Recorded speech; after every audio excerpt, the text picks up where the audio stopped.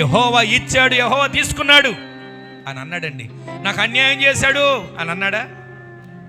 నా దేవుడు నన్ను మోసం చేశాడు అని అన్నాడండి?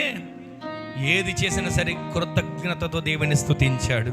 ప్రతిరోజు అండి, ఈరోజు లేచాం, కృతజ్ఞతతో స్తుతించాలి. ఈరోజు ఒక ముద్ద తినగలుగుతున్నాం, కృతజ్ఞతతో స్తుతించాలి. ఈరోజు తిరగగలుగుతున్నాం, కృతజ్ఞతతో స్తుతించాలి. ప్రతిదానికి కృతజ్ఞతేనండి. ఫ్రీగా గాలి పీల్చుకుంటున్నామా? ఏ రోజైనా అయ్యా ఈరోజు నేను గాలి పీల్చుకోవడానికి అవకాశం కలుగు చేసావు, ఇదిగో ఇంత గాలి నాకు ఇచ్చామని కృతజ్ఞతలు చెప్తున్నాం ఏ రోజైనా? హాస్పిటల్ వెంటిలేటర్ మీద ఉన్న వాళ్ళు అడగని చెప్తారు, మేము స్వేచ్ఛగా ఊపిరి కూడా పీల్చుకోలేకపోతున్నాం, మాకు ఏం పెడుతున్నారు? ఆక్సిజన్ కదా. ఎంత ఊరికినే వచ్చింది అది? ఎంత అండి ఊరికినే వస్తుందా? రేటు, ఖరీదు.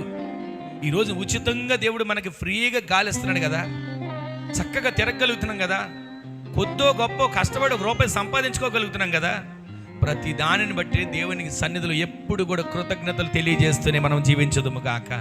ప్రతిరోజు కృతజ్ఞతేనండి, ప్రతిరోజు కృతజ్ఞతే. చిన్న అవమానం వస్తే, చిన్న మేలు కలిగి ఒకవేళ మేలు జరగకపోతే కృతజ్ఞతలు చెప్పలేం. చిన్న బాధ వస్తే కృతజ్ఞతలు చెప్పలేం. కానీ ప్రతిరోజు మనం దేవుని సన్నిధిలో కృతజ్ఞతలు చెప్పేవారిగా మార్చబడదుము గాక.